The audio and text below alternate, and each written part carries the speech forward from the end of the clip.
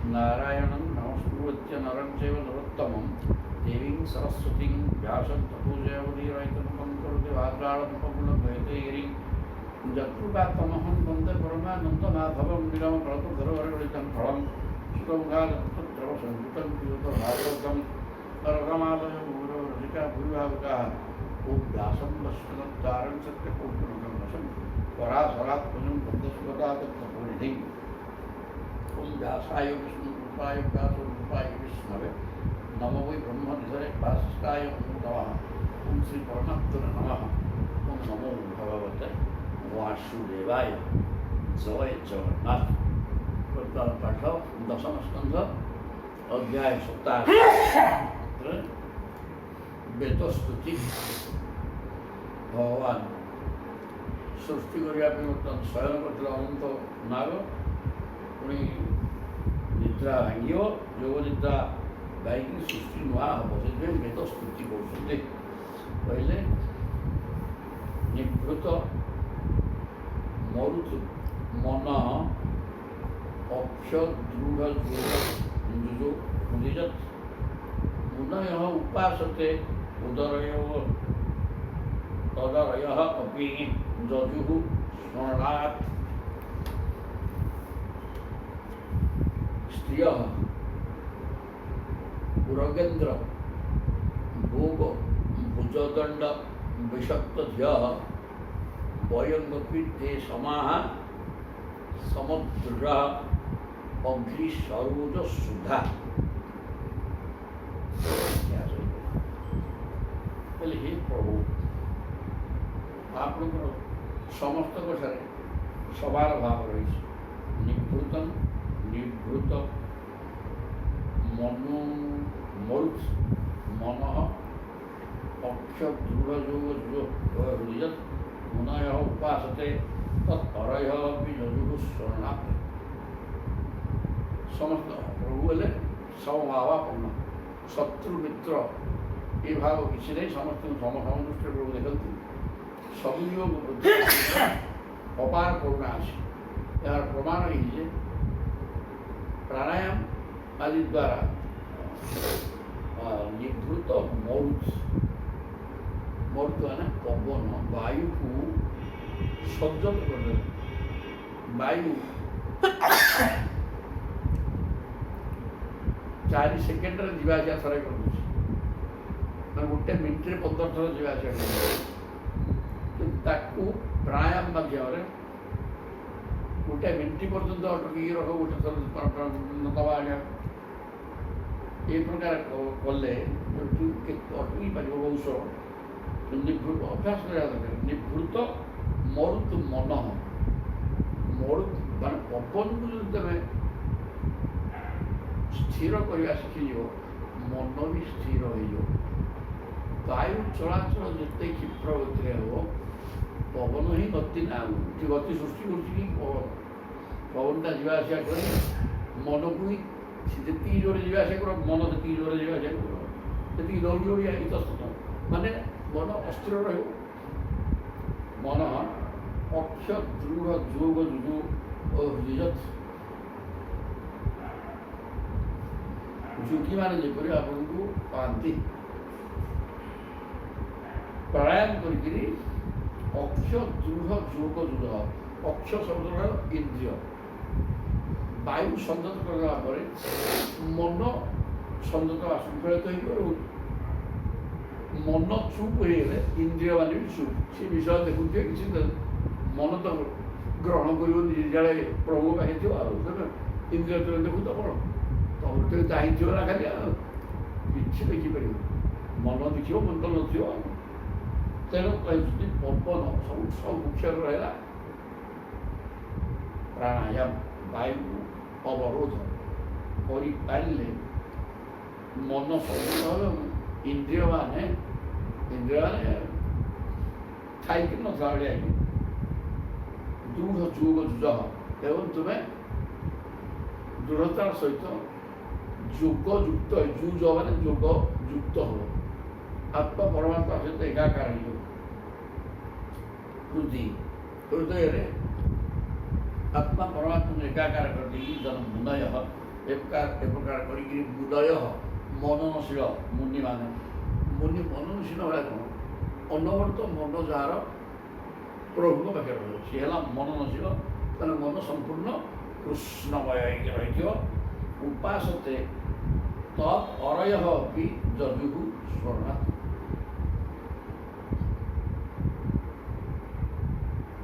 ଆପଣଙ୍କ ଏଥିରେ ମୁଦୟ ଉପାସତେ ଏଇ ପ୍ରକାର କରିକି ମୁନିମାନେ ଆପଣଙ୍କୁ ଉପାସନା କରନ୍ତି ପ୍ରାଣାୟାମ କରନ୍ତି ମନ ଇନ୍ଦ୍ରିୟ ସମସ୍ତଙ୍କୁ ସଂଯତ କରି ପ୍ରାଣବାୟୁକୁ ସଂଯତ କରିକିରି ବାପୁ ପାଆନ୍ତି କିନ୍ତୁ ତତ୍ ଅରୟ ଯଜୁଃ ସ୍ମରଣାତ୍ ଶତ୍ରୁମାନେ ମଧ୍ୟ ସେଇଆ ପାଆନ୍ତି ଇଏ ଯୋଗ କରିକିରି ଏତେ ପରିଶ୍ରମ କରି ବାୟୁ ସାଧନା କରି ଇନ୍ଦ୍ରିୟ ଏବଂ ମନକୁ ଜୟ କରି ଯୋଗୀଟା ଯାହା ପାଏ ଅରୟ ଅପି ତତ୍ ସ୍ମରଣାତ୍ ତତ୍ ଯଜୁଃ ଅରୟ ଅପି ଶତ୍ରୁମାନେ ମଧ୍ୟ ସ୍ମରଣାତ୍ ସଦାସର୍ବଦା ପ୍ରଭୁ ଚିନ୍ତା କଲେ କାହିଁକି ଭଲ ନା ଶତ୍ରୁ ବୋଲି କୃଷ୍ଣ କି ସ୍ତ୍ରୀ ଅବକଲେ ରାକ୍ଷସ ସବୁ ଆଣିଥିଲେ ସ୍ତ୍ରୀ ପୁତୁରା ଗୋଟେ ସ୍ତ୍ରୀ ଲୋକଟା ଜନ୍ମ ହଉ ଆଉ ଗୋଟେ ନାରୀ ହତ୍ୟା ଇଏ ପ୍ରତ୍ୟେକ ଜିନିଷକୁ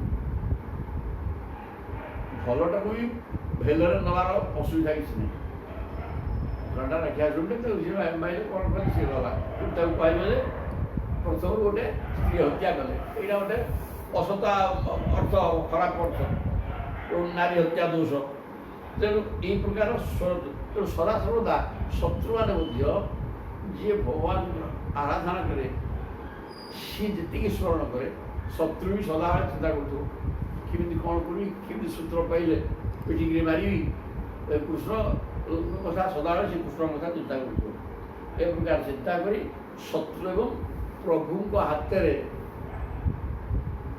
ମରନ୍ତି ଯୁଦ୍ଧ କରିକି ତାଙ୍କ ସାଙ୍ଗରେ ତେଣୁ ଯୋଗୀମାନେ ପରିଶ୍ରମ କରିକିରି ସାଧନା କରିକିରି ଯାହା ପାଆନ୍ତି ଶତ୍ରୁମାନେ ମଧ୍ୟ ଠିକ୍ ସେଇଆ ପାଆନ୍ତି ରେଣ୍ଡ କଥା କିଛି ନୁହଁ ସ୍ତ୍ରୀୟ ପୁରଗେନ୍ଦ୍ର ଭୋଗ ଭୁଜ ଦଣ୍ଡ ବିଷକ୍ତ ଝିଅ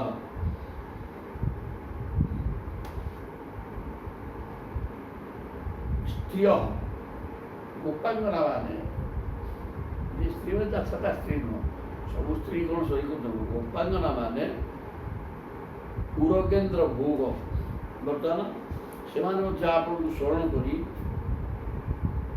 ସେ ସମୟଙ୍କର ଶରୀର ପରି ସୁସ୍ପଷ୍ଟ ସୁନ୍ଦର ହୋଇଥିବା ଆପଣଙ୍କର ବିଶାଳ ଭୁଜ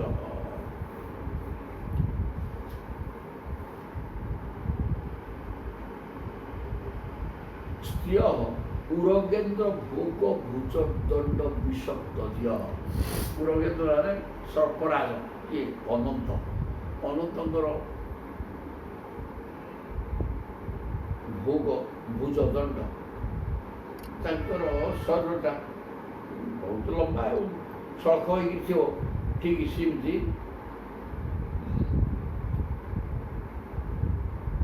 ଗୋପୀମାନେ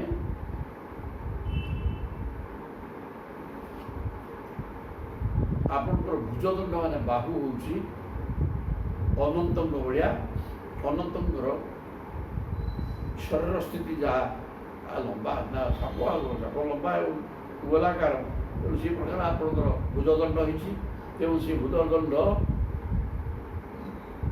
ସେ ବାହୁରେ ଚିତ୍ତ ଲଗେଇ ଦେଇଥିବା ଏବଂ ଆପଣଙ୍କୁ ପ୍ରେମ ଭାବରେ ଦେଖୁଥିବା ଗୋପାଙ୍ଗନା ମାନେ ବୟଙ୍ଗପି ତେ ସମାନ ସମଦୃଶ ପଙ୍ଖୀ ସରୁଜ ସୁଧା ତାହା କାମ ଭାବରେ ନେଇ ପ୍ରେମ କରୁଥିବା ଅନ୍ୟାନ୍ୟ ସ୍ତ୍ରୀମାନେ ମଧ୍ୟ ଆପଣଙ୍କୁ ଯେପରି ପାଆନ୍ତି ଆପଣଙ୍କର ସରଳ କମଳକୁ ଦୃଢ଼ ଭାବରେ ଧାରଣ କରୁଥିବା ଆମେ ଶ୍ରୁତିମାନେ ସେ ମୋଟାମୋଟି କହୁଛନ୍ତି ଆପଣଙ୍କର ଶତ୍ରୁ ଭିତରୁ ନିଜ ପ୍ରଭାବ କିଛି ନାହିଁ ଯୋଗୀମାନେ ଯୋଗ କରିକିରି ପ୍ରାଣାୟାମ କରି ମନ ଇନ୍ଦ୍ରିୟ ସମସ୍ତଙ୍କୁ ସଂଯତ କରି ଆତ୍ମା ପରମାତ୍ମାକୁ ଏକାକାର କରିକିରି କଠୋର ସାଧନା କରିକି ଯାହା ପାଆନ୍ତି ଶିଶୁପାଳ ପ୍ରଭୃତି ଶତ୍ରୁ ଗୁଡ଼ାକ ସେ ମଧ୍ୟ ସଦାବେଳେ ଶତ୍ରୁ ହିସାବରେ ସଦାବେଳେ ସ୍ମରଣ କରନ୍ତୁ ଏବଂ ଆପଣଙ୍କ ହାତରେ ମରି ସେ ମଧ୍ୟ ସେଇ ମୁକ୍ତି ପାଇଯାଆନ୍ତି। ଆଉ ସ୍ତ୍ରୀମାନେ କି ଉପାଙ୍ଗନାମାନେ ଆପଣଙ୍କୁ ପତି ରୂପରେ ପାଇବା ପାଇଁ ପ୍ରେମ କରିକି ପତି ରୂପରେ ପାଇବା ପାଇଁ ଚିନ୍ତନ କରି ସେ ବି ଆପଣଙ୍କୁ ପାଇଛନ୍ତି। ଆଉ ଆମେ ଶ୍ରୋତୟ ଶ୍ରୁତିମାନେ ମଧ୍ୟ ଆପଣଙ୍କୁ ସେହିପରି ପାଉ। ଆମେ ମଧ୍ୟ ସ୍ତୁତି କରିକି ଆପଣଙ୍କୁ ସ୍ତୁତି କରି ଆମେ ଆପଣଙ୍କୁ ପାଉଛୁ। ସ୍ତ୍ରୀମାନେ ଆପଣଙ୍କ ସହିତ ସ୍ୱାମୀ ଭାବ ରଖି ପ୍ରେମ କରିକି ଆପଣଙ୍କୁ ପାଉଛନ୍ତି। ଯିଏ ଯେଉଁ ଭାବରେ ଆପଣଙ୍କୁ ଡାକିଲା ଭାବକୁ ନେଇକିରି ଆପଣ ପ୍ରକଟ ହେଇଯାଆନ୍ତି। ତାପରେ ଶତ୍ରୁ ଭାବରେ ଡାକିଲା ପାଇଲା, କିଏ ଭଗବାନଙ୍କୁ ଈଶ୍ୱର ଭାବରେ ମୋର ସର୍ବସ୍ୱ ସ୍ୱାମୀ ମାଲିକ ଏ ପ୍ରକାର ଚିନ୍ତନ କରି ଯୋଗ କରିକି ତାଙ୍କୁ ଡାକିଲା ସେ ପାଇଲା। ସ୍ତ୍ରୀଟା ସ୍ୱାମୀ ଭାବରେ ପ୍ରେମ କଲା ସେ ବି ପାଇଲା। ଆମେ ଆପଣଙ୍କର ସ୍ତୁତିଗାନ କଲୁ ଯେଉଁଗୁଡ଼ାକ ବେଦମାନେ କହୁଛନ୍ତି ସମଦୃଶ ଅଗ୍ନି, ଆମେ ବି ପାଇଗଲୁ। ସେଇ ଭାବ ପରିଚ୍ଛେଦରେ ଆପଣଙ୍କ ସଙ୍ଗେ ଭେଦ କରେଇ ଦିଏ। ଏହିପରି ଭାବରେ ସମସ୍ତଙ୍କ ପ୍ରତି ଆପଣଙ୍କର ସମାନ ଭାବ। ତେଣୁ ଭାବଟା ଦରକାର। ଭାବନା କେମିତି ଭାବୁଛ ଭାବନା ଦରକାର। ମୋତେ ଭାବିବା ଦରକାର। କିଏ ସ୍ୱାମୀ ଭାବରେ ଭାବୁଛି, ସ୍ୱାମୀ ଭାବରେ ପାଇବାକୁ ସ୍ତ୍ରୀ ଗୁଡ଼ାକ ମିଳିବ। ଯୋଗୀ ଯୋଗ କରିକି ତା ମାଲିକ ଭାବରେ ଭାବୁଛି ଭାବିବା ଦରକାର। ଭାବନାରେ ଆପଣ ପ୍ରାପ୍ତ ହୁଅନ୍ତି। ଆପଣଙ୍କର କିନ୍ତୁ ଭାବ ତ ଅନେକ ନା, କିଏ ପୁଅ ଭାବରେ ଭାବୁଛି, କିଏ ସ୍ତ୍ରୀ ଭାବରେ ଭାବୁଛି, କିଏ ଶତ୍ରୁ ଭାବରେ ଭାବୁଛି। ତେଣୁ ଭାବ ଅନେକ ହେଇଛୁ, କିନ୍ତୁ ଭାବ ଦ୍ୱାରା ଆପଣ ମିଳନ୍ତି।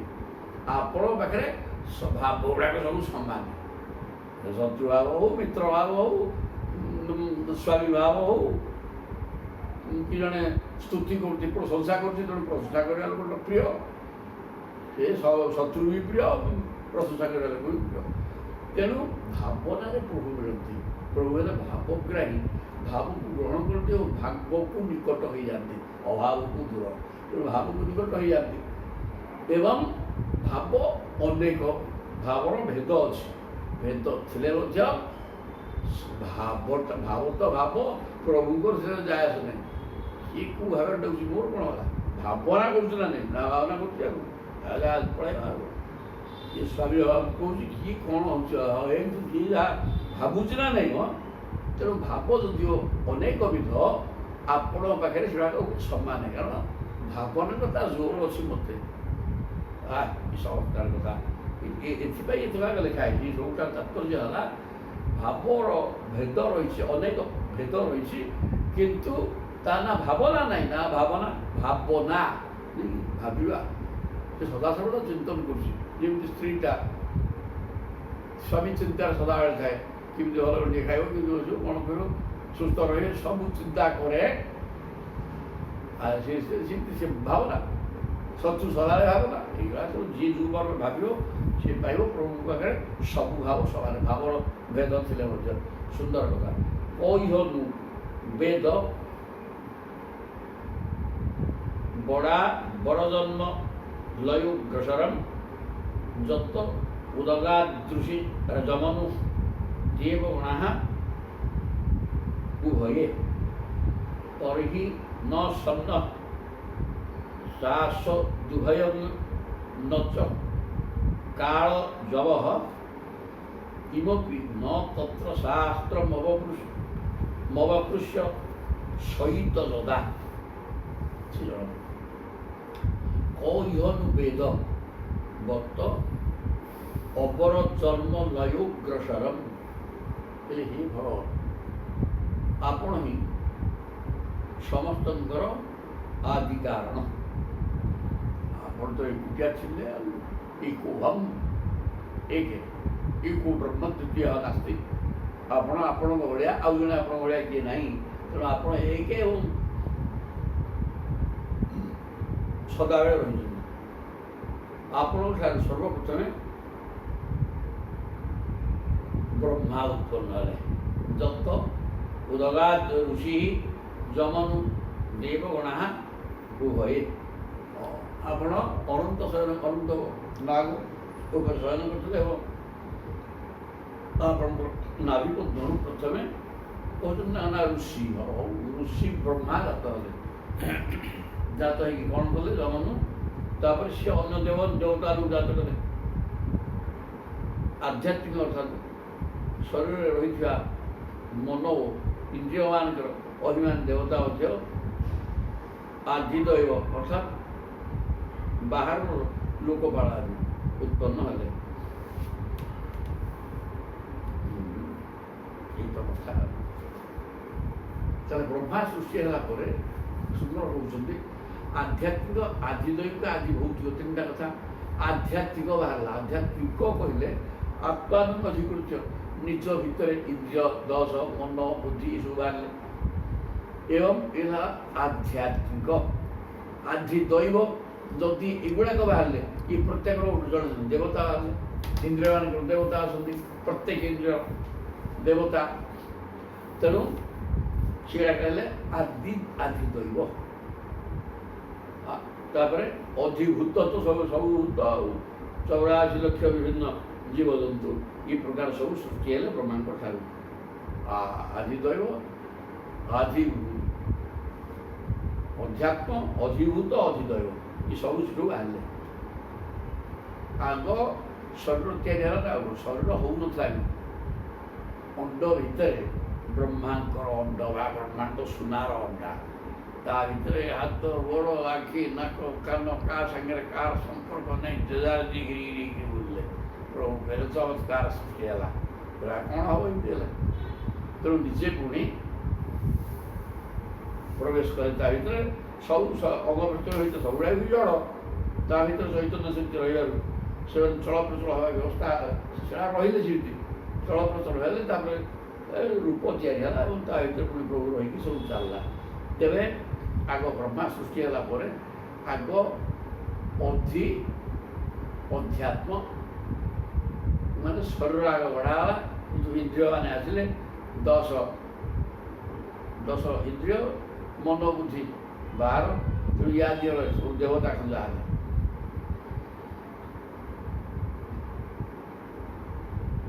ସିଏ ହେଲେ ଅଧିଦୈବ। ତାପରେ ଅଧିଭୂତ, ସମସ୍ତ ଜଗତ ଆଗର ଭୂତ ତିଆରି ହେଲେ। ଏଇ ପ୍ରକାର ହେଲା। ଆଉ ଯିଏ ଜନ୍ମ ହୁଏ, ଜନ୍ମ ହେବା କ୍ଷଣି ଜନ୍ମ ସହିତ ମୃତ୍ୟୁ ଲାଗିକିରି ଆସେ। ଅଲଗା ଜିନିଷ ନୁହଁ। ଜନ୍ମ ତ ପରସ୍ପର ବିରୋଧ ଦୁଇଟା ରହିଛି। ଆଉ ଆଲୋକ ଅଛି, ଅନ୍ଧାର ବି ଅଛି, ଭଲ ଅଛି, ମନ୍ଦ ଅଛି, ସୁଖ ଅଛି, ଦୁଃଖ ଅଛି। ସେମିତି ଜନ୍ମ ଅଛି ମାନେ ମୃତ୍ୟୁ ଅଛି। ଜନ୍ମ ସହିତ ମୃତ୍ୟୁ ସାଙ୍ଗ ହେଇକିରି ଆସନ୍ତି। କିନ୍ତୁ ଆପଣ ଯଦିଓ ମୃତ୍ୟୁ ଅଛି, ଜନ୍ମ ଥାଇକିରି ମୃତ୍ୟୁ ଅଛି, ତେଣୁ ଜନ୍ମ ହେଉଛି ଟିକିଏ ନାଇଁ ଶରୀରଟା ଆସୁଛି, ଶରୀରଟା ହିଁ ଆସୁଛି। ଜୀବାତ୍ମା ତା ଭିତରେ ପଶିଯାଉଛି।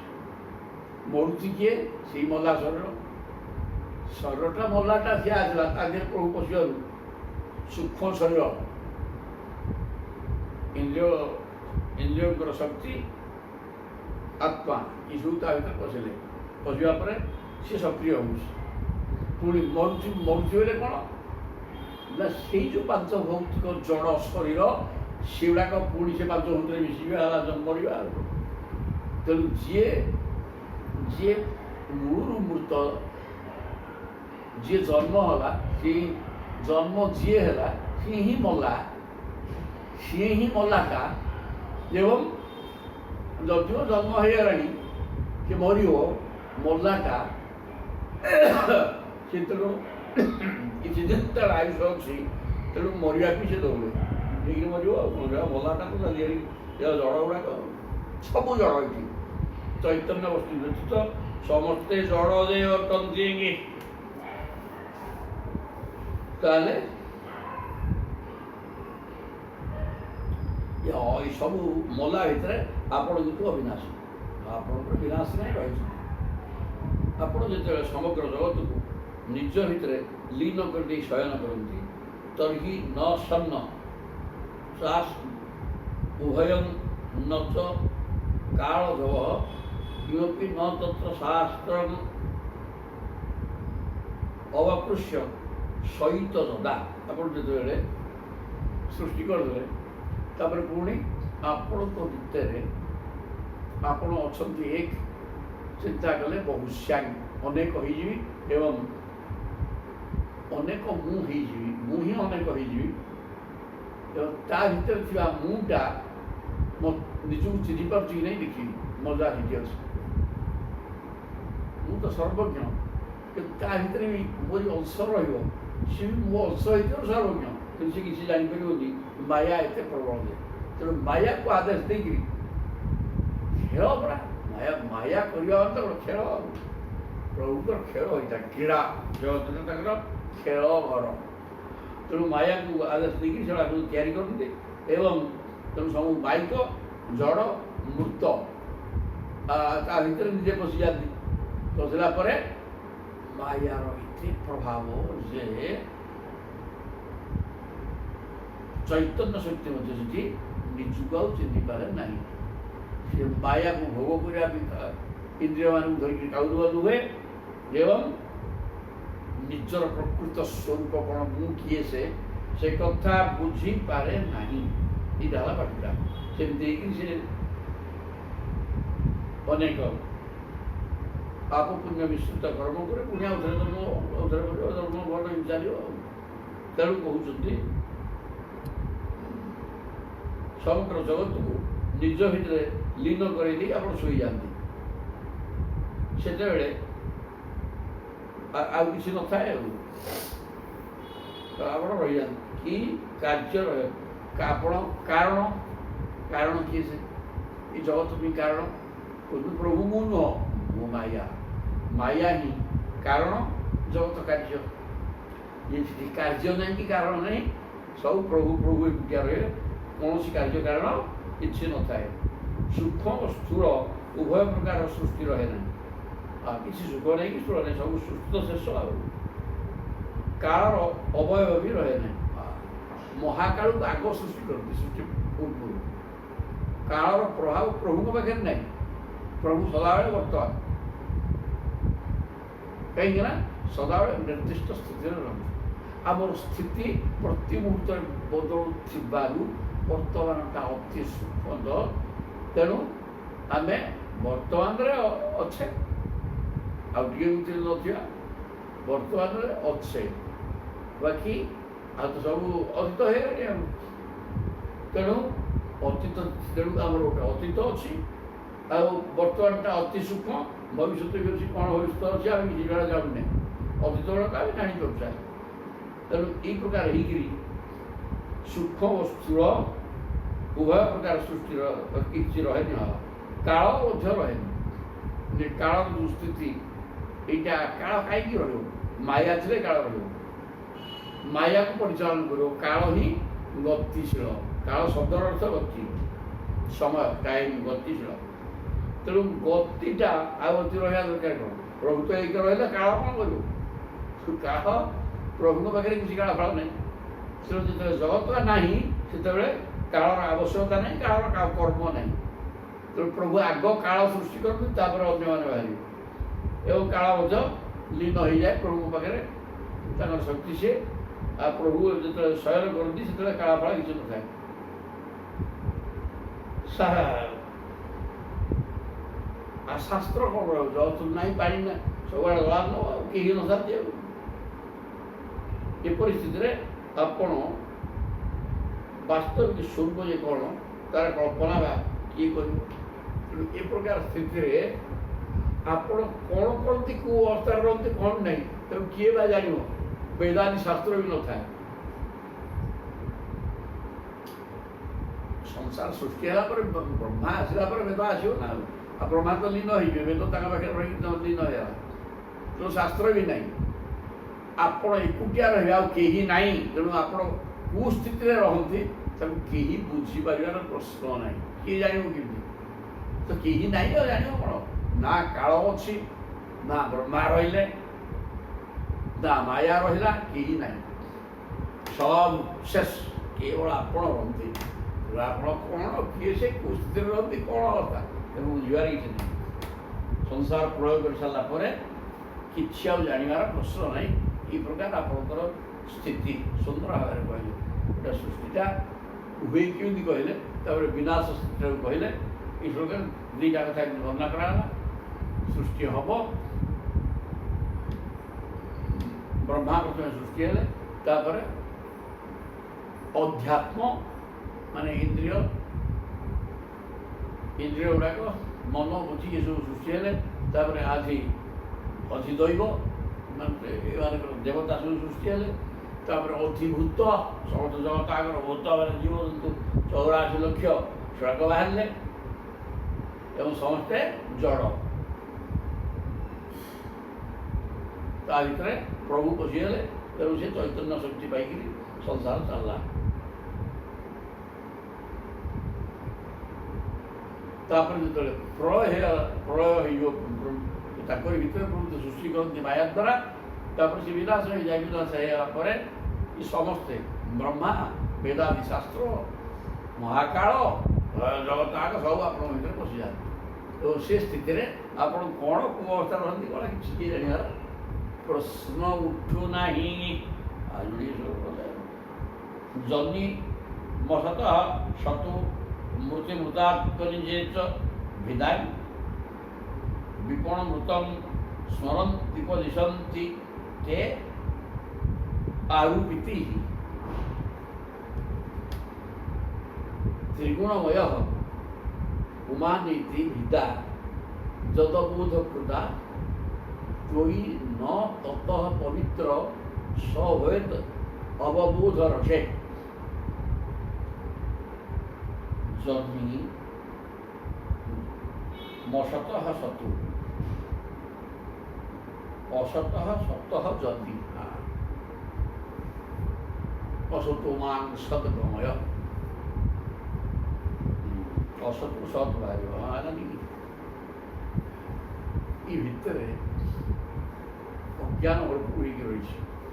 ଅବିଦ୍ୟା ମାୟା ଅଜ୍ଞାନ, କିନ୍ତୁ ସେ ଅଜ୍ଞାନକୁ ମନ୍ଥନ କରିବା ଫଳରେ ମନ୍ଥନ କଲେ କ'ଣ ହେବ? ଦୁଇଟା କାଠ ଏକ ଜାତୀୟ ଜିନିଷ ତାକୁ ମନ୍ଥନ କଲେ ତା ଯେଉଁ ଅଗ୍ନି ବାହାରିବ। ତେଣୁ ଇଏ ଯେଉଁ ଆମ ଭିତରେ ଥିବା ଅଜ୍ଞାନ ତାକୁ ମନ୍ଥନ କରାଗଲେ ତା ଭିତରୁ ଜ୍ଞାନ ଅଗ୍ନି ବାହାରିବ।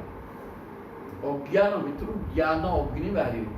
ଅଗ୍ନି ଯାହାକୁ ଆଶ୍ରୟ କରିକି ବାହାରନ୍ତି ତାକୁ ଶେଷ କରିଦିଅନ୍ତି। ତେଣୁ ଅଜ୍ଞାନକୁ ଶେଷ କରିକି ଜ୍ଞାନ ବାହାରିବେ ନା ଯିବ କୁଆଡ଼େ?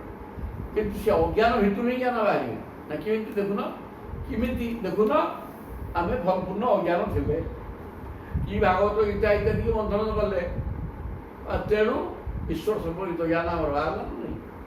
ଯେଉଁ ଜ୍ଞାନ ବାହାରିଲା ପରେ ସଂସାରଟା ଛି କରିଦେଲେ ଏଇଭଳିଆ ନୁହେଁ କିଛି ବେକାର ଜିନିଷ, ସଂସାରଟାକୁ ବୁଝି ହେଇଗଲା। ଏଇ ତ କଥା ପକ୍କା ପାଠ।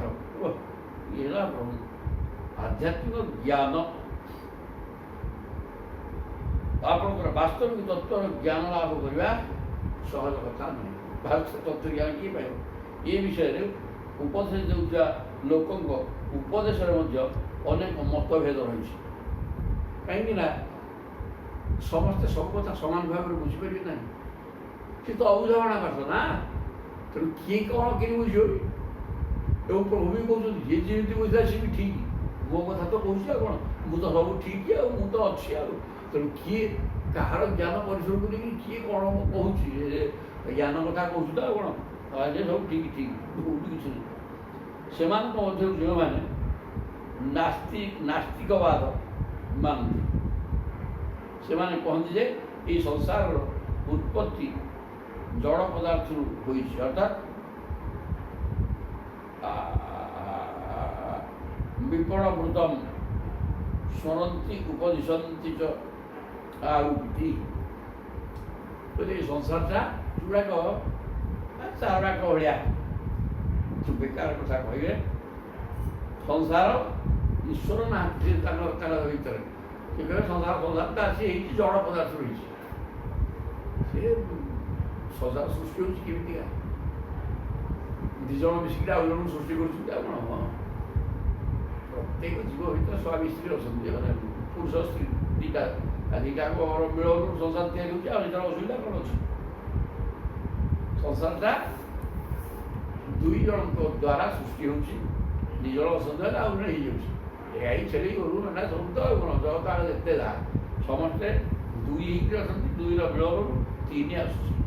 ଏଇ ତ କଥା କି ସମସ୍ତେ କିନ୍ତୁ ଜଡ଼, ସବୁ ଜଡ଼, ଯିଏ ଆସୁଛି ସିଏ ବି ଜଡ଼। ତା ଭିତରେ ଚୈତନ୍ୟ ମିଶିବାରୁ ସେ ସବୁ ଚାଲିଛି ଆଉ। ତେଣୁ ପ୍ରକୃତି ଦ୍ୱାରା ହିଁ ଏବଂ ଯେଉଁଠୁ ସିଏ ଆସିଲା ପ୍ରକୃତି ହିଁ ତାକୁ ସୃଷ୍ଟି କଲା। ପୁଣି ସେ ପ୍ରକୃତି ଭିତରେ ପାଞ୍ଚ ଭୂତ ତ ପ୍ରକୃତି ଆଉ କ'ଣ? ପାଞ୍ଚ ଭୂତ ଏବଂ ତିନି ତିନି ଗୁଣ। ପାଞ୍ଚ ଭୂତକୁ ଭୂତ ହେଲା ପ୍ରକୃତି। ତେଣୁ ପ୍ରକୃତିରୁ ହିଁ ବାହାରିଲା, ପାଞ୍ଚ ଭୂତକୁ ଧରିକିରି ପ୍ରକୃତିରୁ ବାହାରିଲା ଏବଂ ପୁଣି ସେ ବିନାଶ ହେବ। କ'ଣ ହେବ ସେଟା? ସେ ପାଞ୍ଚ ଭୂତରେ ମିଶିଯିବ, ପଞ୍ଚତ୍ଵ ପ୍ରକୃତି। ଯେଉଁଠୁ ଆସିଲା ସେଇଠି ମିଶିଯିବ ଜଡ଼ ଶରୀରଟା। କିନ୍ତୁ ଚୈତନ୍ୟ ବସ୍ତୁ ଆଉ ଠାରୁ ଆସୁଛି। ପ୍ରଭୁ ସର୍ବବ୍ୟାପକ ସବୁଠି ଅଛନ୍ତି। ତେଣୁ ଯେଉଁଟା ତିଆରି ହେଲା ତା ଭିତରେ ସେ ରହିବେ ଆଉ, ରହିବାକୁ ବାଧ୍ୟ। ସେ କେଉଁଠି ତ ଖାଲି ଜାଗା ରହିବନି ସଂସାରରେ ଆଉ। ତେଣୁ ଯିଏ ସୃଷ୍ଟି ହେଲା ତା ଭିତରେ ସେ ରହିଗଲେ ଚାଲିଲା ଆଉ କ'ଣ? ଜଡ଼ ଗୁଡ଼ାକ ଚୈତନ୍ୟ ହେଇଯିବ, ବାଷ୍ଟ ମାନେ ପକ୍କା। ତେଣୁ ଏଠି ସମସ୍ତ ଜୀବ ଜଡ଼ରୁ ସୃଷ୍ଟି ହେଉଛନ୍ତି। ଦି ଜଣଙ୍କର ସମ୍ପର୍କରୁ ଜଗତ ଆସୁଛି, ଆଉ ଜଣେ ତୃତୀୟ ନମ୍ବର, ଏବଂ ତାହା ଜଡ଼କୁ ଜଡ଼ ଆସୁଛି। ଇଏ ପ୍ରକୃତି ଜଡ଼ା, ପ୍ରକୃତି ହେଲା ପାଞ୍ଚ ଭୂତ। ତେଣୁ ପାଞ୍ଚ ଭୂତରୁ ଆଉ ଗୋଟେ ଭୂତ ତିଆରି ହେଉଛି। ସେଇ ପାଞ୍ଚ ଭୂତ ସବୁ ଏବଂ ସେ ଯେତେବେଳେ ଚାଲିଯାଉଛି ସେ ପ୍ରକୃତିରେ ବି ଲୀନ ହେଇଯାଉଛି। ପ୍ରକୃତ ପାଞ୍ଚ ଭୂତ। କେତେକ ଲୋକ ଦୁଃଖ ନାଶକୁ ହିଁ ମୁକ୍ତି ବୋଲି କହନ୍ତି। ଆଉ ଗୁଡ଼େ ତ୍ରିଗୁଣମୟ ଉମାନୀତି ବିଦା ଯଦବୋଧ କୃତା। କେହି କହୁଛନ୍ତି ଦୁଃଖ ନାଶକୁ ମୁକ୍ତି।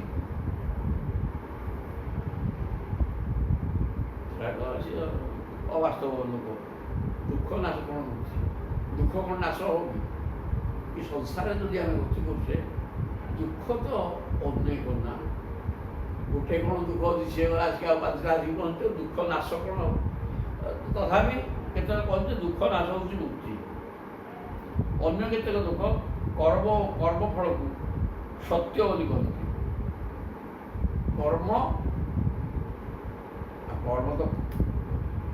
କର୍ମ ନିଶ୍ଚିତ ସତ୍ୟ ଏବଂ କର୍ମଫଳ ବି ସତ୍, କାରଣ ସେ ବିନାଶ ହେବ। କର୍ମ ଫଳ ନ ଦେଇକି ବିନାଶ ହେବ ନାହିଁ, ସେଥିପାଇଁ ସିଏ ସତ ଆଉ କ'ଣ। ଆଉ ନହେଲେ କର୍ମଟା କ'ଣ ଆଉ, କର୍ମଟା ବି ସତ ଆଉ। ଗୋଟେ କର୍ମ କଲେ ଗୋଟେ କର୍ମଟେ କଲେ ମାନେ ସେ ଗୋଟେ କିଛି ପ୍ରକାଶିତ ହେବ ନା ଜିନିଷ ଆଉ। ଯିଏ ପ୍ରକାଶିତ ହେଲା ସେ ତ ସତ୍ୟ ଆଉ। ତେଣୁ କର୍ମଫଳକୁ ସତ୍ୟ ବୋଲି କହନ୍ତି। ଏବଂ ଆଉ କେତେକ ଲୋକ ଆତ୍ମାକୁ ଅନେକ ବୋଲି କହନ୍ତି। ଆତ୍ମା ଯଦିଓ ଏକେ ବ୍ରହ୍ମ, କିନ୍ତୁ ପ୍ରକୃତି ଅନେକ ନାମ ରୂପ ଖୋଳ ସୃଷ୍ଟି କରିବା। ନାମ ରୂପ ଶରୀର ଖୋଳ ତାକୁ କୁହାହେଉଛି। ତେବେ ନାମ ରୂପ ଶରୀର ସୃଷ୍ଟି କରିଦେଲା ପରେ ପ୍ରଭୁ ତା ଭିତରେ ପଶିଛନ୍ତି। ତେଣୁ ପ୍ରଭୁ ଅନେକ ବୋଲି ମଧ୍ୟ ଲୋକ କହନ୍ତି। କେତେକ ଲୋକ ଜୀବକୁ ତ୍ରିଗୁଣ ବୋଲି କହନ୍ତି। ନାହିଁ, ଜୀବକୁ ଏହା ଓଲଟା କଥା ଅନେକ କୁହାଯାଇଛି। ତେଣୁ ୟାକୁ ପୁଣି ମନା କରାଯିବ ଆଉ। ତ୍ରିଗୁଣମୟ ପୁମାନୀତି। ପୁମା ମାନେ ପୁରୁଷ। ପୁରୁଷଟା ତିନି ଗୁଣ ନା, ପୁରୁଷ ତିନି ଗୁଣ ହେଇପାରିବେ ନାହିଁ। ପୁରୁଷ ସୈବ ଚୈତନ୍ୟ ଶକ୍ତି ନତୁ ଜଡ଼। ଜଡ଼ ହେଲେ ସିନା ଚୈତନ୍ୟ ଇଏ ମାୟାଟା ତ୍ରିଗୁଣ ତ ମାୟାର କାମ। ତେଣୁ ତ୍ରିଗୁଣଟାକୁ ପୁରୁଷ ବୋଲି କେତେ କହନ୍ତି, ଏସବୁ ଗୁଡ଼ାକ କ'ଣ ଏ କଥା ଗୁଡ଼ା କୁହାଗଲା। କର୍ମ ସତ୍ୟ ଏ ସେମିତି ଲାଗୁଛି, କିନ୍ତୁ କର୍ମଟା ଯେଉଁ ମଣିଷଟା ନିଜେ ଅସତ୍ୟ, ଅବିଦ୍ୟା, ମାୟା, ଜଡ଼, ସିଏ ଗୋଟେ କ'ଣ କାମ କଲା ସେଇଟା କେମିତି ସତ୍ୟ ହେବ? କର୍ମ କ'ଣ ସ୍ଥାୟୀ ହେଇକି ରହୁଛି? ତେଣୁ ୟାକୁ ଯଦିଓ ୟାକୁ ଦେଖିଲା ଆସିକି ଗୋଟେ ସତ୍ୟ ବୋଲି ଯୁକ୍ତି କରିହେବ, ପୁଣି ଅସତ୍ୟ ବୋଲି ମଧ୍ୟ ଯୁକ୍ତି କରିହେବ। ତେଣୁ ଏ ଯେଉଁ ଜିନିଷ ଗୁଡ଼ାକ ଏଠି କୁହାଗଲା, ଏଇଟା ଭେଦ।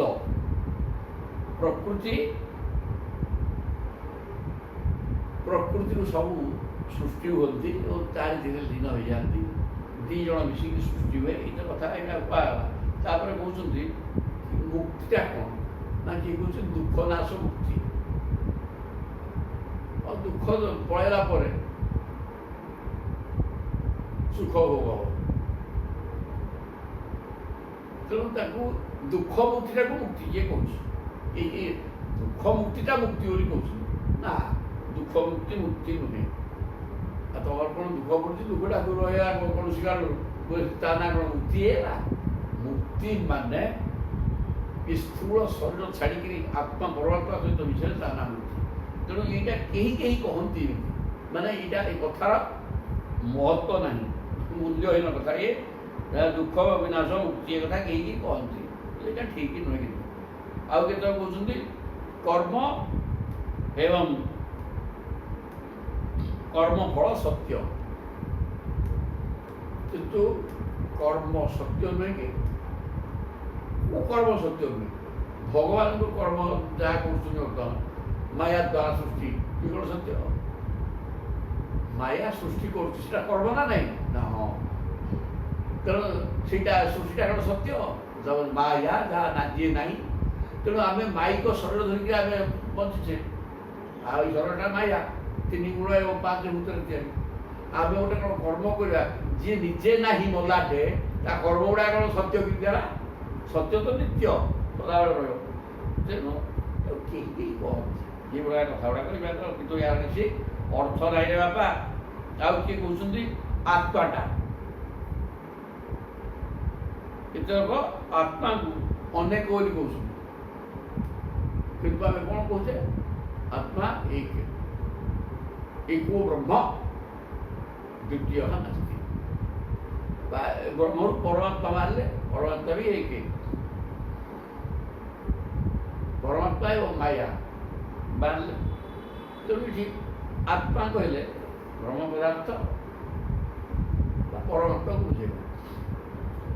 ପରମାତ୍ମା ଯଦିଓ ଏକ, ତାକୁ ଆମେ କହୁଛେ ଅନେକ, କାରଣ ସେ ତାଙ୍କର ଅଂଶ ପ୍ରତ୍ୟେକ ଭିତରେ ଅଛି। ଜୀବାତ୍ମା ଅନେକ, ଜୀବାତ୍ମା ନିଶ୍ଚିତ ଭାବରେ ଅନେକ, କିନ୍ତୁ ପରମାତ୍ମା ନିଶ୍ଚିତ ଭାବରେ ଏକ। ପରମାତ୍ମା ଅନେକ ହେଇପାରିବେ ନାହିଁ, ସେ ଏକ ଏବଂ ସର୍ବବ୍ୟାପକ। ତେଣୁ ଏଠି ଆତ୍ମା ଏକ ବୋଲି ଯେଉଁ କୁହାଯାଉଛି ଅନେକ, ସେଇଟା ଜୀବାତ୍ମାକୁ। କିନ୍ତୁ ଲୋକ ବୁଝୁନି ଜୀବାତ୍ମା କି ପରମାତ୍ମା କ'ଣ, ସେ ବୁଝୁଛି ପରମାତ୍ମା ହିଁ ଅନେକ। ଯେହେତୁ ପରମାତ୍ମା ମାୟା ଦୁଇ ଜଣ ସୃଷ୍ଟି ହେଲେ, ମାୟା ଜଗତକୁ ତିଆରି କଲା, ପରମାତ୍ମା ତା ଭିତରେ ପଶିଗଲେ ନା, ପରମାତ୍ମା ପଶୁନାହାନ୍ତି, ତାଙ୍କର ଅଂଶ ବିଶେଷ ଜୀବାତ୍ମା ପଶୁଛନ୍ତି। ତେଣୁ ଯିଏ ନ ବୁଝିବା ଲୋକ ସେ କହୁଛି ପରମାତ୍ମା ପଶିଗଲେ, ତେଣୁ ପରମାତ୍ମା ଅନେକ, ତା ହେଇପାରିବ ନାହିଁ। ଆମେ ବି କାଟି ଦେଉଛେ କେତେକ ଲୋକ କାହାକୁ। ଆଉ ପୁରୁଷକୁ କିଏ କହୁଛନ୍ତି 3 ଗୁଣ, ପୁରୁଷ 3 ଗୁଣ, ତ୍ରିଗୁଣାତ୍ମିକା ନୁହେଁ। 3 ଗୁଣ ତ ଜଡ଼ ପଦାର୍ଥ, ସେଗୁଡ଼ାକ ମାୟା ଦ୍ୱାରା, ମାୟା କହିଲେ 3 ଗୁଣ। ସେ କିନ୍ତୁ ପୁରୁଷ ହେବେ, ପୁରୀ ସେମିତି ପୁରୁଷ। ଏ ସବୁ ପୁର ମାନେ ଶରୀର, ନାମ ରୂପକୁ ନେଇଥିବା ଶରୀର ଭିତରେ ଯିଏ ରହେ ସେ ହେଲେ ପୁରୁଷ। ସେ କଦାପି ନୁହଁ। କ'ଣ 3 ଗୁଣ କେବେ ହେଲେ ପୁରୁଷ ହେଇପାରିବେ ନାହିଁ, ତ୍ରିଗୁଣମୟୀ ନୂଆ, ଏ କଥା ସମ୍ଭବପର ନୁହେଁ। କେହି କହନ୍ତି, କହିବାର ତାତ୍ପର୍ଯ୍ୟ ଏଠି ଯେଉଁମାନେ ଈଶ୍ୱର ବୋଲିକିରି ମାନୁନାହାନ୍ତି, ସେମାନଙ୍କର ଭଗବାନ ନାହାନ୍ତି ଏ କଥା କହୁଛନ୍ତି। ନାସ୍ତିକ ଲୋକଗୁଡ଼ାକ ଏ ପ୍ରକାର କହନ୍ତି ଅନେକ। ବାସ୍ତବରେ ଏସବୁ କଥା ଅଜ୍ଞାନ, ଏ କଥା ଗୁଡ଼ାକ ଅଜ୍ଞାନ ହେତୁ ବୁଝିପାରୁନଥିବାରୁ ଏମିତି କଥା କହନ୍ତି। କିନ୍ତୁ ୟାର କୌଣସି ହିସାବ ଏସବୁ ଭୁଲ, ଇଏ ହେଇପାରିବ ନାହିଁ, କଦାପି ନୁହଁ। କାରଣ ଆପଣ ହେଲେ ସଚ୍ଚିଦାନନ୍ଦ ଜ୍ଞାନ ସ୍ୱରୂପ, ଜୀବର ବାସ୍ତବିକ ସ୍ୱରୂପ ମଧ୍ୟ ଜୀବାତ୍ମା ମଧ୍ୟ ସେଇ ଜ୍ଞାନ ସ୍ୱରୂପ ପ୍ରଭୁଙ୍କର ଅଂଶ। ତେଣୁ ଜୀବ ତାର ଆତ୍ମସ୍ୱରୂପକୁ ତୋଇ ନ ତତଃ ପରତ୍ର ସ ଭବେତ୍ ଅବବୋଧ ରସେ। ଅବବୋଧ ମାନେ ଜୀବାତ୍ମାଟା ମାୟା ଏଇ ତ ଖେଳ ଭୟଙ୍କର, ମାୟା ଏତେ ଭୟଙ୍କର, ଜାଣୁଥିଲେ ବି ଲୋକ ଜାଣିପାରୁଛନ୍ତି ଯେ ତାକୁ ଉଠେଇବ କିଏ ନ୍ୟାୟରେ। ମାୟା ଏତେ ଭୟଙ୍କର, ଜୀବାତ୍ମାଟା ଯଦିଓ ପରମାତ୍ମାଙ୍କର ରସ ଏବଂ ଜ୍ଞାନମୟ, ସତ୍ ଆନନ୍ଦ, ଜ୍ଞାନ ଏବଂ ଆନନ୍ଦମୟ, ତେବେ ସିଏ ନିଜକୁ ସେ କଥା ବୁଝିପାରେ ନାହିଁ। କାରଣ ନିଜେ ଜୀବାତ୍ମାଟା କମ ଶକ୍ତି, ପରମାତ୍ମା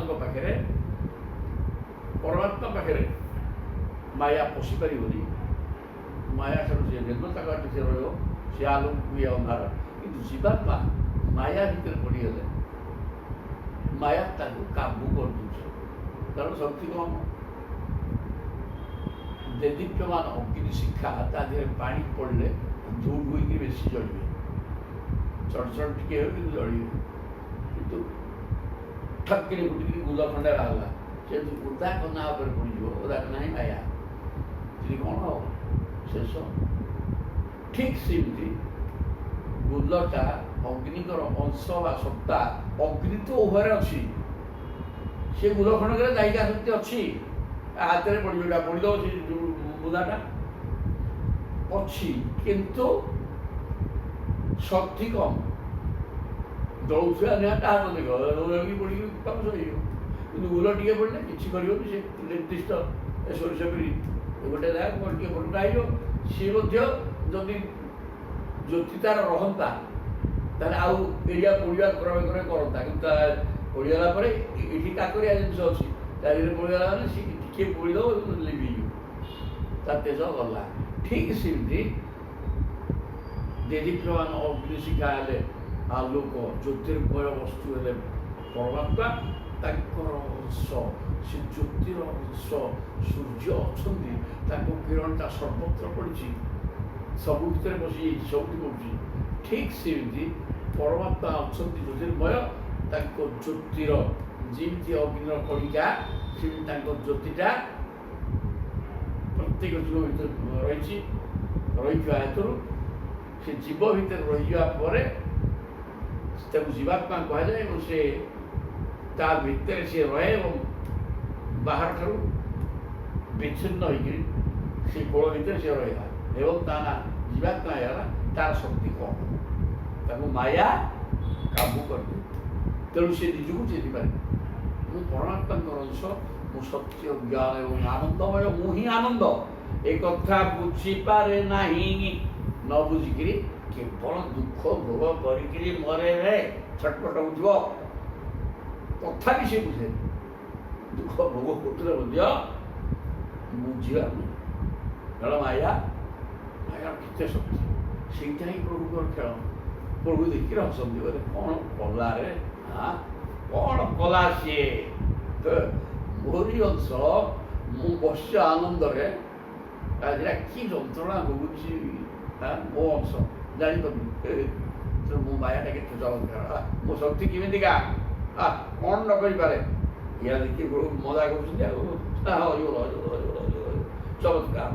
ତାପରେ କହିଲେ ସଦୀବ ମନଃ ତ୍ରିବୃତ୍ତୋପି ବିଭାତ୍ୟ ସଦା ମନୁଜାତ୍ ସଦଭିବୃଷନ୍ତ୍ୟଶେଷ ମିତମାତ୍ମତୟା ଆତ୍ମବିଦଃ नहि विकृतिं त्यजन्ति कनकस्य तदात्मतया स्वकृतम् अनुप्रविष्टम् इदम् आत्मतया अवसितम्। ସଜୀବ ମନ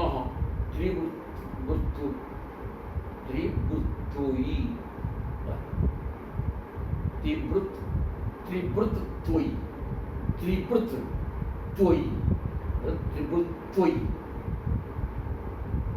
विभाति असत अमनुजात कहले किसी मनुष्य ठारू आरंभ कर मन पर्यंत मनु ठारू सृष्टि स्वयं भवन एक नंबर मनु तेणु 14 मनु स्वयं भवन एक जे ब्रह्मा दिवार एक मनु ठारू सृष्टि मनुष्य एवं मनरु भी मनु एवं मनरु मनुष्य तेणु मनुष्य कहले मन प्रधान गुड़ाक मन प्रधान हूँ मनुष्य कहीं जहाँ मन जहाँ गुड़े कर मन जो भूल बुझिक माड़ी चलला संसार गला जो ठीकटा बुझे जे मुझे जीवात्मा परमात्मा समूह आनंदमय आई संसार संसार के बड़ दुखे तेणुक संसार भोग कर चिंता कर दुख हो आनंद प्रश्न ना तेणु मु आनंद मन जो चिंता कर बुझ तर्जमा करी संसार कौन कौन परमात्मा कौन कौन कौन ये संसार किए भोग कर दुख हो सब सब चिंता कर बुझला भर इतिका खाली दुख हुए ना नहीं वो सुख भी अच्छी आनंद अच्छे सुख दुखात्मक जगत किंतु आनंद गोटे शब्द ये अच्छी यहाँ केमी पाइबा मनसी चिंता कले आनंद आनंद हुए आनंद पाइब ये प्रकार सुंदर कथा भगवत कथा कले आनंद आनंद ना अन्य कौटी ना आमर पृथु मागिले सुंदर मागिले के ध्रुव किसी पाइबा अभ्यास कामना रखिक तपस्या करते तेणु से प्रभु आसिक कहना तू कौन भाव मागे मुझे कहीं तुम्हें कौन मागे कथा मुझे जानी तुमको दूसरी तुम्हें राज्य भोग कर तुम इच्छा भोग कर सारापर इमती गोटे स्थान तुमको दरकार जोटा कहीं पाई ना तो दिगला जो ध्रुव लोक रोटा कहीं तुम ब्रह्मा भी से पाए तुम पूर्वपुरुष ही ब्रह्मा ब्रह्मा भी से पाई ना से प्रकार ब्रह्मा स्वयं भवन उत्तान पाद और ध्रुव पितृ पितृ ब्रह्मा अधिका जेहेतु कामना था प्रभु कामना को जाणी ध्रुव किसी कहला पृथुम पाक पलि तुम कार्यकलाप व्यवहार चरित्र सब खुशी बहुत खुशी बर्तमान तेज कौन भाव मागि दियो सी कौन कहले विचित्र कथा कहले प्रभु केते कथा कहुई बोले मत केवल आप कथा मृत श्रवण करने एक कान नहीं खाली शुणुची एटी तेणु गुरुत्व दिगला कथा श्रवण द्वारा आनंद मिल से जो ज्ञान लाभ हम संसार त्याग कर आनंदमय संग मिसार बाट यहाँ गोटे बड़ जिन कहला तापर से कहना जो कहले कि आपन को नचरी दुख भोग लोक कौन कर बहुत कथा कहते आसोनी आ गोटे बड़ कथा कहते जेहेतु आप मत कहले मागि नहीं जा मागे बाध्य मोर मागार किसी नाला प्रभु कौन मागे कहीं मागे मत सब जड़े आप दर्शन कर सारापर मागिया कथा तार कौन रहा किंतु आप मागिया कथा कहीकि मायार पकई मायार पकई सारे कौनटा मागे से आप मीठा कथा मागि नहीं जा ये मो भाया गोटे लोक सीना ପରିବର୍ତ୍ତନ ହେଉନି, ଆଉ ଜଣେ ଲାଗି ଦେବ ସଂସାର ଦେଉଛି। ଯେଉଁ ସଂସାର କୃମି ଯେଉଁଟା କୁହାଯାଇଛି, କୃମି ବିଷ୍ଠା ଭିତରେ ଥିବା କୃମି ଯେଉଁ ସଂସାରକୁ ଭୋଗ କରୁଛି, ଆମେ ସେଇ ସଂସାର ମାଗିବା, ସେଇଟା ଆଦୌ ହେଇପାରିବନି। ଗୁଡ଼ାକ ପଶୁ ଆତ୍ମଘାତୀ, କେତେ କଥା କୁହାଯାଇଛି, ଆତ୍ମଘାତୀ ଏବଂ ପଶୁ ଯିଏ ଏ ଭାଗବତ ତତ୍ତ୍ୱ କଥାକୁ ସକୃତ ଗୋଟିଏ ଥର ଶୁଣିଲା ପରେ ଆଉ ଥରେ ଶୁଣିବା ପାଇଁ ଆଗ୍ରହ ନ କରେ, ସେ ହେଲା ପଶୁ। ବିନା ପଶୁ, ପଶୁ ବିନା କିଏ କଥା କରିବ, ତ ସେଟାକୁ ପଶୁ କୁହାଯିବ। ଏବଂ କେତେ କ'ଣ କହିଛନ୍ତି, ଏବଂ ସେ ହେଲା ଆତ୍ମଘାତୀ, ଆତ୍ମହନ। ଆତ୍ମହନ ପଶୁ, ଆତ୍ମଘାତୀ ଏବଂ ପଶୁ ନାହିଁ। ତେଣୁ ୟା ଭିତରେ ଯେଉଁ ମିଠା ଅଛି ନାହିଁରେ କୋଉଠି, ତେଣୁ ୟା ଭିତରେ ପଶିଲା। ତାପରେ ମାଗିଲେ କହିଲେ, ଦେଖନ୍ତୁ ପ୍ରଭୁ, ଆଉ ମୁଁ ହେଲି ଅଜ୍ଞାନୀ ପିଲାଟା, ବାପ ପୁଅ ପାଇଁ ଯାହା କଲ୍ୟାଣ ପଦ, ତାର ଯେଉଁଠାରେ ମଙ୍ଗଳ ହବ ସେ କଥା ସିଏ କରେ, ହଁ ନା ନାହିଁ? ନା ହଁ। ତେଣୁ ମୁଁ ହେଲି ଆପଣଙ୍କର ସନ୍ତାନ, ଆପଣ ମୋ ପିତା। ତେଣୁ ମୋତେ ମୋ ପାଇଁ ଯେଉଁଟା ଠିକ୍, ଯେଉଁଟା ମୋର କଲ୍ୟାଣ ହବ ସେ ଜିନିଷ ଆପଣ ଦେଉନାହାନ୍ତି, ମୁଁ ଗୋଟେ ମାଗିବି କ'ଣ? ଆଉ ମୋତେ ମାଗିବା କଥା କହୁଛନ୍ତି କାହିଁକି? ଯେଉଁଥିରେ ମୋର କଲ୍ୟାଣ ହବ ସେଇଟା ଆପଣ ଦିଅନ୍ତୁ, ଆପଣ ତ ମୋ ପିତା। କି ଚମତ୍କାର ଭାବରେ କହିଲେ। ଆପଣ ପ୍ରଭୁ କ'ଣଟା ଦେବେ ତାଙ୍କୁ? ସଂସାର ଦେବେ? ଏବେ ତ କହିଲେ ପିତା ଦେବେ, ଆଉ ପିତା ତ କଲ୍ୟାଣ ଚାହିଁବ। ତେଣୁ ହଉ କହିଲେ ଠିକ୍ ଅଛି, ତୁମକୁ ମୋ ଚରଣାର ବିନ୍ଦୁରେ ତୁମର ଭକ୍ତି ଭାବ ଅତୁଟ ରହିବ। ମାୟାକୁ ତୁମେ ତ ହଟେଇ ସାରିଲଣି, କାରଣ ମାୟାକୁ ତୁମେ ଧରି ମାଗେ କହିଲେ ତୁମେ ମାଗିଲନି, ପିତା କହିସାରିଲଣି, ମାୟା ତୁମେ ହଟେଇ ସାରିଲଣି। ତେଣୁ ତୁମକୁ ମାୟା ସ୍ପର୍ଶ କରିବାର ପ୍ରଶ୍ନ ନାହିଁ। ଏବଂ ମୋ ଚରଣ ଆରବିନ୍ଦର ଅନବର୍ତ୍ତିତ ଭକ୍ତି ଭାବ ରହିବ। କି ପାଠ ସବୁ ଭାଗବତ ଇଏ, ଏଇଟା କାଲି ସନ୍ଧ୍ୟାର ପାଠ। ତାହେଲେ ଏଇଠି ମଧ୍ୟ କହୁଛନ୍ତି କ'ଣ କହିଲେ, ସଦୀବ ମନ ତ୍ରିବୃତ। ହଁ ଓଡ଼ିଶାରେ କହିଲା ପାଇ ହଁ ପଢ଼ୁ, ସବୁ ପାଠ ସମାନ। ଆଉ ମନ ତ୍ରିଗୁଣାତ୍ମକ ଜଗତର ଏ ପ୍ରକୃତି କାର୍ଯ୍ୟ ହୋଇଥିବାରୁ ଅସତ୍, ଆଉ ମନଟା ମଧ୍ୟ ଅସତ୍। ମନ କୋଉଠୁ ହେଇଛି? ପ୍ରକୃତି ବା ମାୟା ସୃଷ୍ଟିଗତ ସବୁ।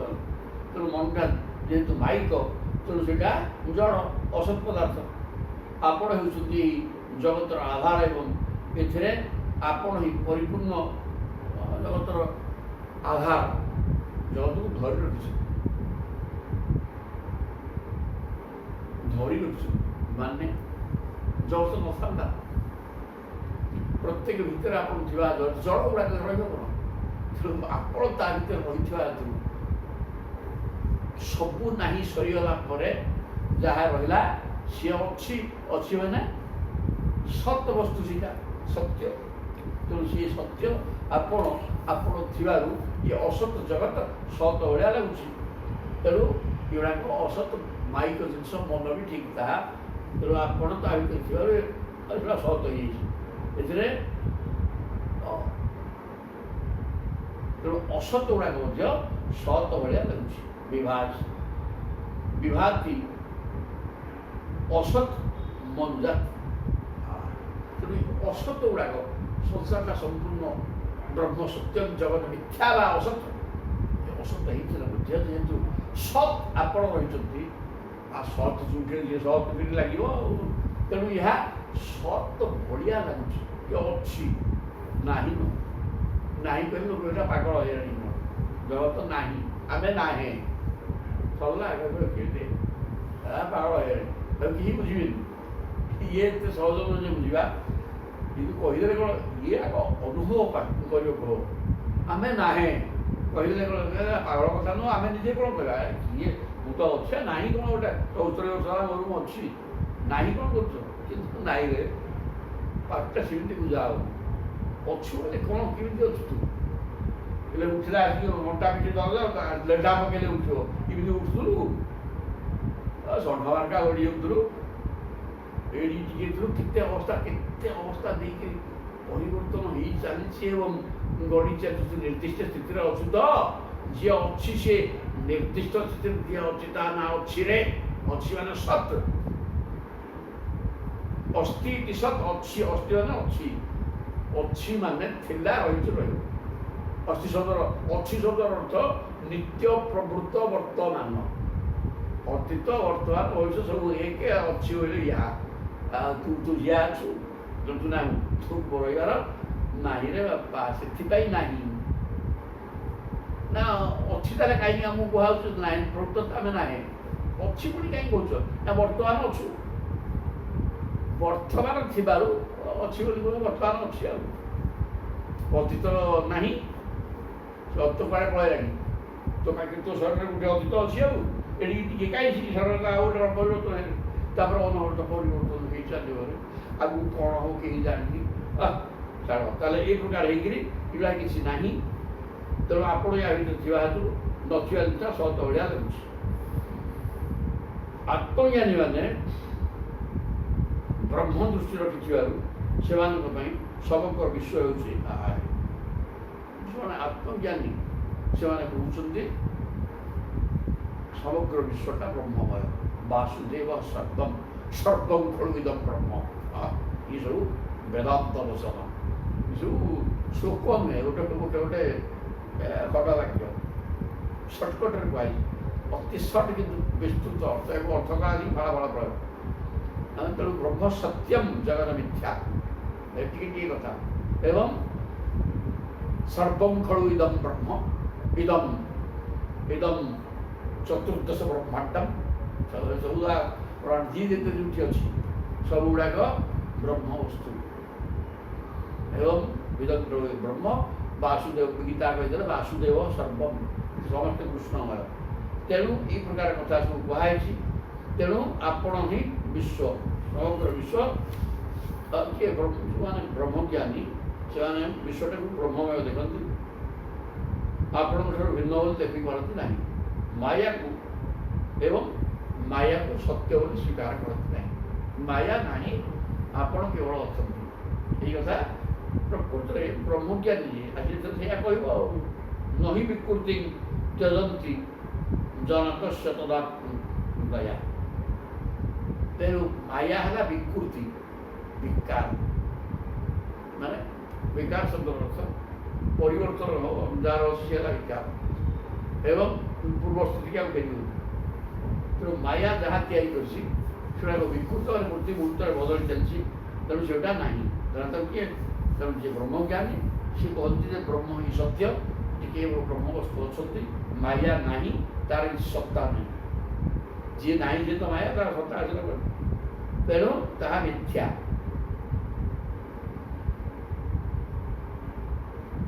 सुंदर भाव कहते जेपरी